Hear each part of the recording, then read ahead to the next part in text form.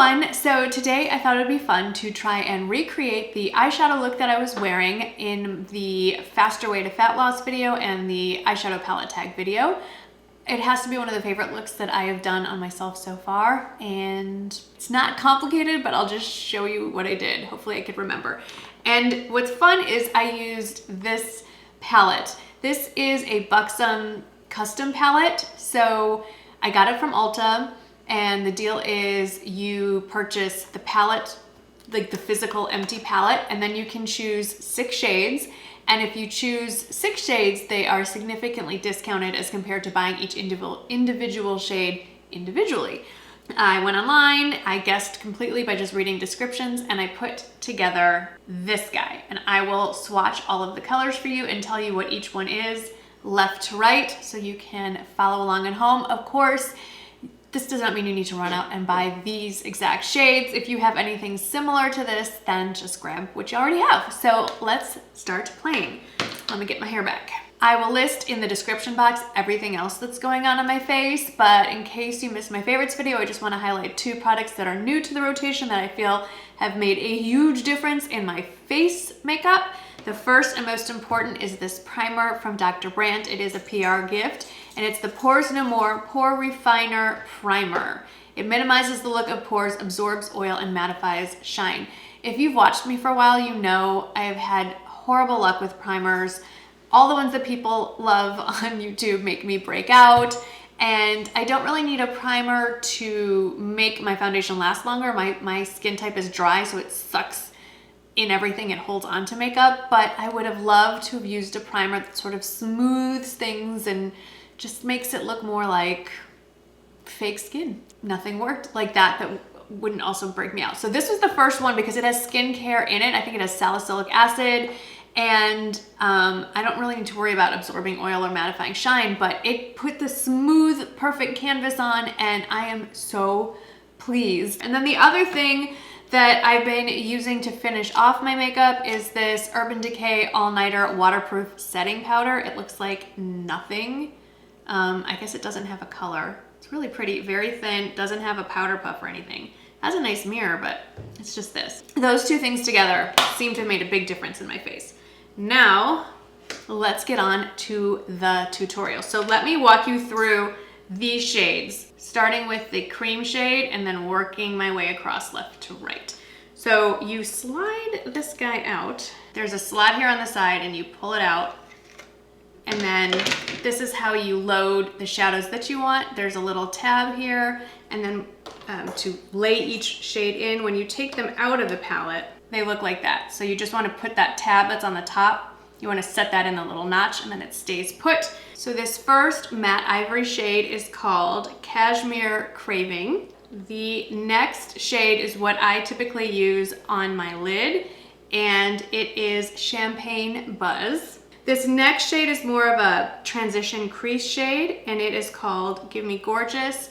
It's sort of like a very, like almost camel colored, just matte. In the pan, this looks the same shade as the Champagne Buzz, but this is Mink Magnet, and when you swatch it, it comes off on my skin almost like a darker metallic brown. I like to put that kind of in the outer corner to zhuzh up any matte that I put down, and another matte I have to deepen the crease or just to have a subtle outer corner is Star Treatment, and it is just basically like a hazelnut, I think they call it brown, nothing exciting. And then I did do an extra matte, which is very unlike me. I didn't do an inner highlight, and this is a very dark brown that I could use to deepen the outer corner or use as a liner, and it is called Unapologetic.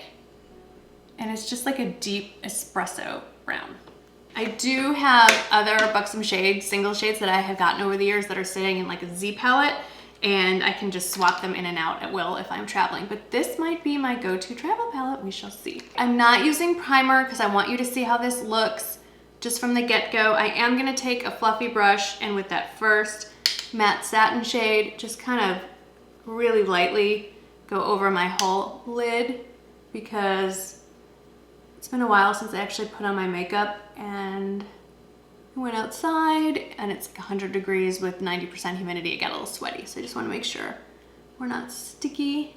And yes, my Botox has worn off. I think I got it done in January. Past due. Oh well. All right, let's zoom in and get on with the party. Now we're gonna start with that mid-tone matte shade, and with a fluffy brush, it's the 201 from BK Beauty, I am going to lay this across, not so much in like a rainbow shape, but kind of back and forth, more in a straight line. And I am taking it, as you can see, pretty high up, like basically so that the end meets the tail of my eyebrow. This has taken me a while to figure out. Even though I knew what I should be doing, I didn't do it. And that is because I have hooded eyes, I really need to pull this crease shade up a ridiculous amount, because if I leave it in the crease slash socket line, then once I open my eyes, you can't see it. But now, because I've pulled it up, it's still visible up here. I used to, as in last week, stop it right here.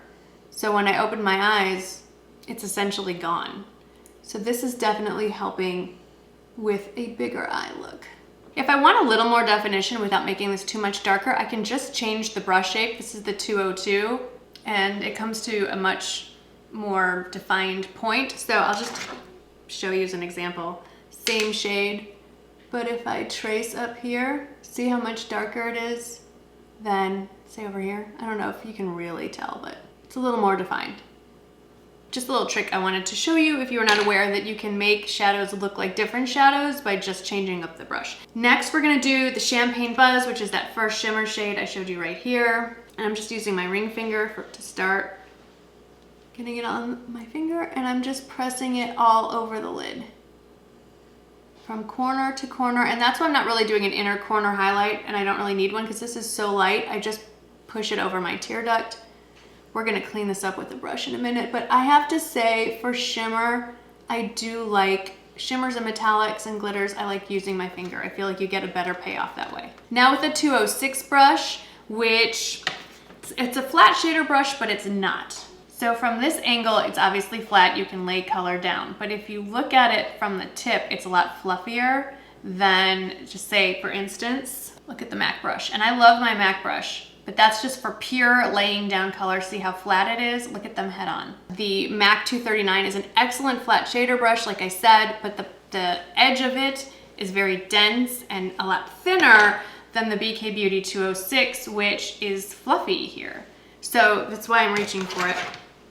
I'm dipping it in and the tip into that Champagne Buzz. And then with that fluffy tip, I'm bringing the shimmer shade all the way up into the crease. If you have hooded eyes. If you don't have hooded eyes, you don't need this step. But my fellow hooded eye friends, this does help continue the color to a place where once your eyes are open, you can actually see it. And this fluffy tip is also just helping me blend it better with the crease color. Okay, we've got a lot of shimmer going on. So now I'm gonna go to that slightly darker brown here, dipping in with the 202. It's a little more concentrated, and we're just gonna lightly edge right at the top of that fake crease. Really lightly hold your brush towards the end so you're not putting down too much pressure. And I'm gonna circle it down a little bit onto the outer corner and pull a little bit, but not a lot. It's just, everything is really subtle and really soft. And then with the BK Beauty 207, which is basically like a slightly fluffier, wider pencil type brush, doesn't come to a point. I'm gonna go in first with the first transition color and run that under the eye all the way from lash line to lash line or corner to corner. And then I'll go in with that darker color and just the outer third. Now, in those two videos that I wore this look, I did decide to go ahead and deepen the outer corner. Normally when I'm wearing a light look like this, most days I'll just leave it like this. It's just a lot more open and light, and slap on some mascara and go. But with the 202, I'm going in with this darkest shade, Underground. No, not Underground. Is it Underground? Uninterrupted. It's unsomething. I don't know. Right there. I'm getting this mixed up with all the Urban Decay Un1s, you know what I'm talking, and the Unzipped palette. I wish they would just call it what it is, cool dark brown. And I'm just going to tap and then lightly kind of stamp there. See how it's just nothing. Lightly stamp. I'm actually gonna tap a little on my hand. It's pretty pigmented. And I'm just gonna lightly feather it in a little bit onto the lid and a little tiny bit up into the crease socket, but not my fake one, like my real one. I don't want it to go up too high. And once the brush is clean, I'll keep pulling it back and forth just to give some definition, little circles like that. It looks a little dark to me, but before I panic, I've been known to panic, I am going to take a MAC 217. It's just a little, the shape is exactly what I'm looking for. I don't want it as pointed as the 202 from BK Beauty, and I don't want it as fluffy as the 201. I do want the fluff, but I want it a little more concentrated. And I'm going to go in with this mink magnet that looks like strangely nothing in this pan, but has that brown to it. Because it's so light-ish, it'll kind of take down some of this darkness that I've got going on. And I'm just gonna go right over where I put that cool dark brown. I will say this dark brown might get replaced with a different dark brown if they have one that's a little warmer, which I think I actually have in my Z palette. And then finally, back in with my 206, that sort of flat shader brush. And I'm just going to touch up my shimmer. That's it. That's the whole look. Let me curl my lashes. And the mascara I've been reaching for lately is the Wander Beauty Mile High Club because it is water resistant. It's not waterproof, but it's water resistant. And between perspiring and humidity and rain, it's been handy to have. So this is it. This is the final look. This is definitely my new go-to everyday eyeshadow look. Most of my tutorials look pretty much exactly like this with different shadows, but this collection that I've put together is pretty close to my perfect eyeshadow palette. Close, but not quite there yet. I'm still hoping to just nail it, but I love that you can buy these little shadows and then create your own palette. And what I may end up doing is buying another one of the empty palettes and putting a whole second row of like the colors that are almost exactly what I want. So, I mean, whether I'm traveling or just want to keep this in one makeup bag, even two of these is not so bad. So let me know if this is a look you would attempt to do. Let me know if you've ever tried Buxom shadows. I know they had a nude palette at one point. I missed that, and I think it ran a little too cool tone for me anyway. So this is even better. Thank you so much for hanging out with me today, and I'll see you in the next video. Bye.